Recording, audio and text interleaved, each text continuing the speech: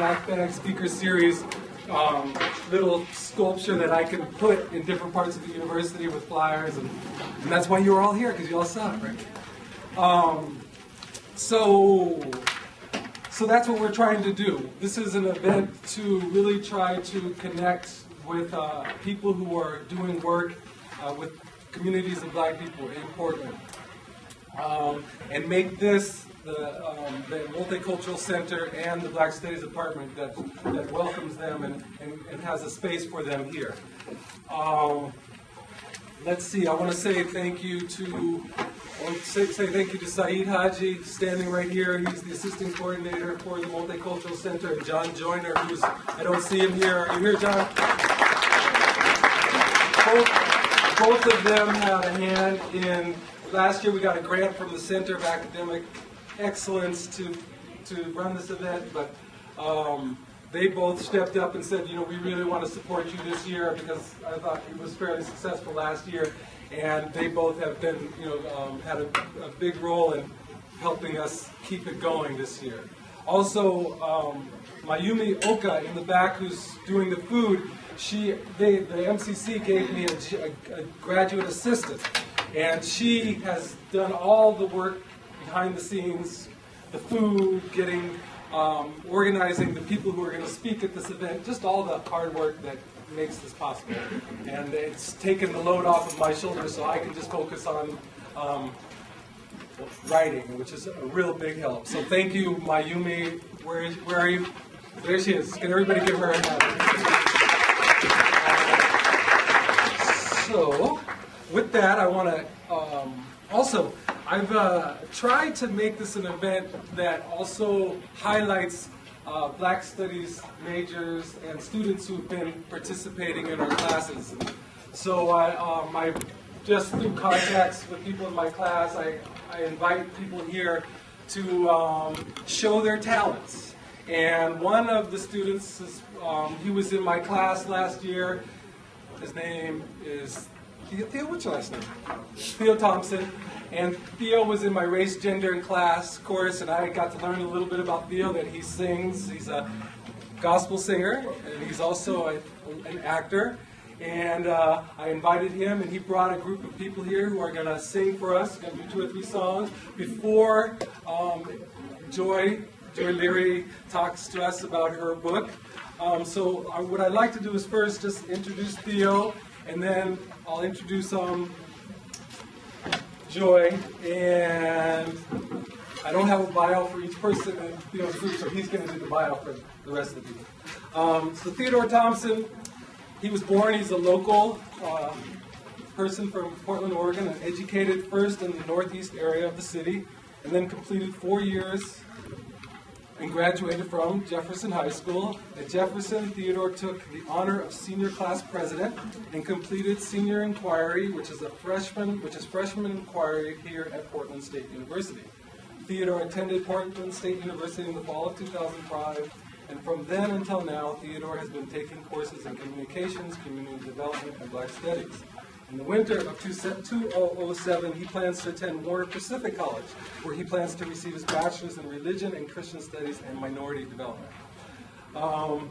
Our main speaker today, and I'm going to read right out of her book, which I hope this is what you're going to talk about today, is Dr. Joy, and I'm sorry about your middle name, DeGruy Leary, and she's an assistant professor here in the School of Social Work.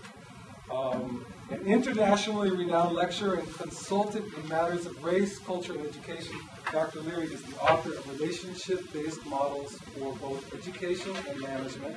She also has developed the African American Male Youth Respect Scale. Among her numerous presentations, she has been a speaker at the UN Conference on Race in Barbados, the National Association of Social Workers Annual Conference, and the Essence Women of Leadership Summit. I'd like you to please give a warm applause to both of them. Please, with your group. Well, first it's going to be. Okay. Hi, everybody. Hi there. I have 2 bands here today. One's playing one and the other playing the other. And the group will come for the second time. This is TJ. And I guess what school do you go to today? Evergreen. And he's how old? 17. He taught himself how to play. The first song I'm coming to you guys with is The Safest Place.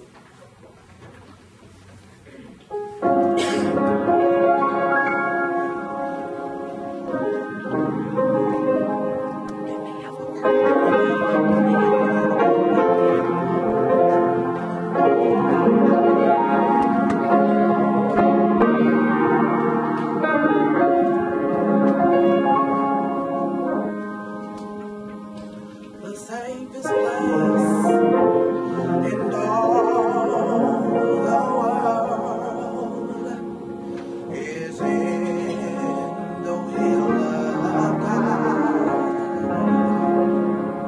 Though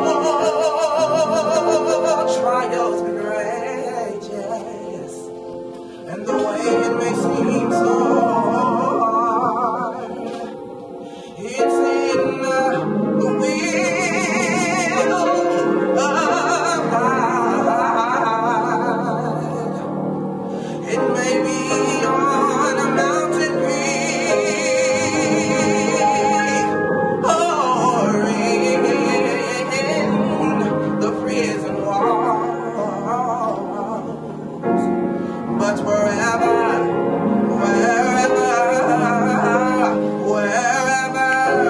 it may be,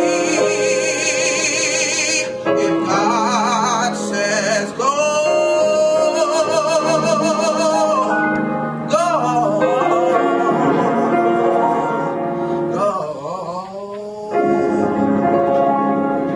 All right now. The devil's loose in all the world. There's danger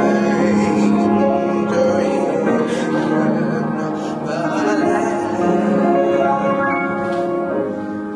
The safest place in the whole wide world is in the Master's hands. It may be on a mountain peak or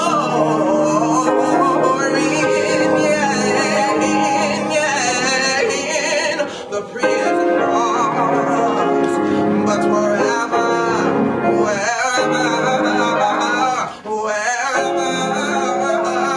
it may be,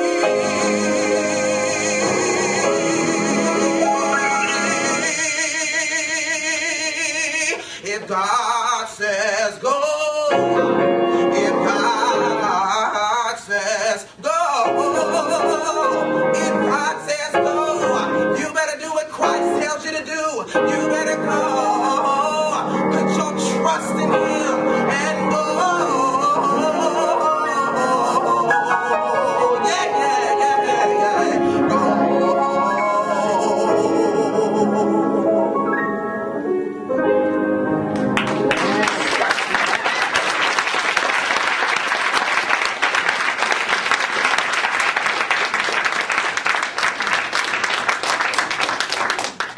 It's all right. Let's have church. The second song is Holiness, and this is Amber, Amber B, and you go to, you went to, I went to Franklin, and you are. 19. All right, and this is the second pianist. His name is Tim Johnson, and you're how old? 22. All right, and you, Only Jordan Crawford.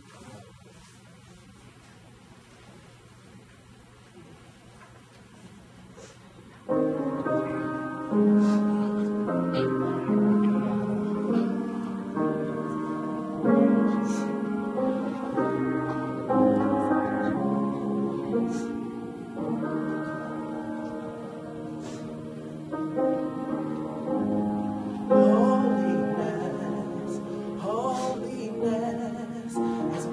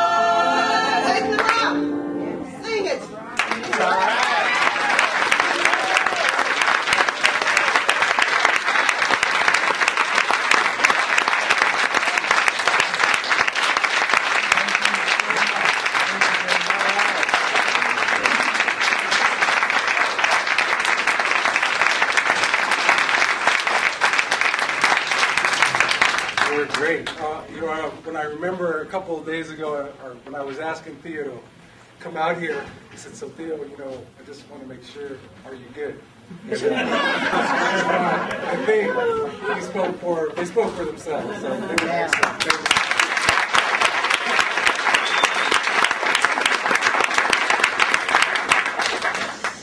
So, our featured person today, Joy Leary, going to give you the floor. Thank you so much for accepting our invitation. I'm really glad you're here. So she just told me she needs the whole hour, or as much of it as she needs, pretty much the whole hour. I hope there's going to be a little time for discussion because I'm sure you have some provocative topics, and we would all like to ask you some questions. All right. At the end. I'll do the best I can. So thank you. I want to again first commend those singers and what it immediately puts you in the spirit of what Black people have done to survive. And a very strong part of our survival has been that spiritual connectedness, that faith. Through times that didn't seem like they were going to have an end. So I want to, again, say that it is very fitting that it began there, because it was with that faith that we were able to make it through.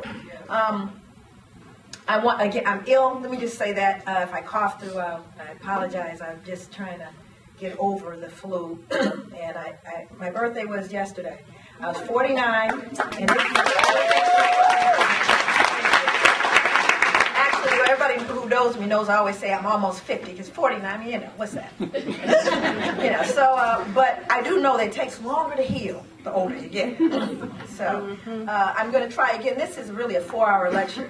And that's why I said I need the full hour. And people who know about the lecture know that this hour is just not going to make it. But there's a couple of things, that become difficult in addressing a subject like this, post-traumatic slave syndrome. I mean, it's absolutely amazing the response that, not just the book, but when I just brought out the topic with folks, how people behave. It was just an amazing response, and as a social scientist, that was particularly something that I paid attention to. I want to acknowledge some people in the room, my sister and dear friend, Avell Gordley, and Faye Birch, Michelle, Samuel Henry, I see Charles McGee, the Dean of the School of Social Work is present. Yeah, like I don't need any more pressure.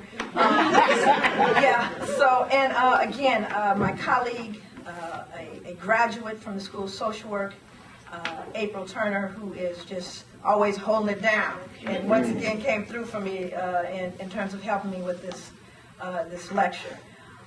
I want to talk a little bit about that response, because I think as a social scientist, the response is something that warrants our thought. When I mention Holocaust, folks go, okay, yeah, that was a bad thing. Yeah, don't want it to happen ever again. And if we are thinking that it's going to ever get stopped being mentioned, Spielberg's going to make certain it never stop. And I'm not mad, because we should also always remember Holocaust so that it's never repeated. But it's an okay thing to say. You following me? It's an okay thing to talk about. So even though you have some folks that may wrinkle, they know better than to publicly act badly about it. But the bottom line is you get to talk about it. You even get to talk about indigenous folks, Aboriginal people here, as well as Aboriginal people in other parts of the world and their suffering. We can talk about just about but when you say slavery, it is amazing the response that happens. So just the response. Come on now. You're not going to mention it. Come on, I mean, get over it. You're free now. It's an amazing, and that was the first thing that really jumped out at me, was just the behavior. Black, white people, all of it, because you have black people, and I spoke at Oxford, because you have to be acceptable. Like he was saying, he checked on the singers, because we don't like black people to get up and try to sing the cane. And black people take you down. Okay, we don't play that. So similarly, here I am, I'm at Oxford, I'm representing. For, of course, the university, I'm representing a lot of levels, and you have black scholars who were trying to figure out, because they saw my topic, but they didn't know if they were going to sit next to me at dinner. Because they weren't certain that they wanted to be alive, because they were concerned about how white people were going to respond.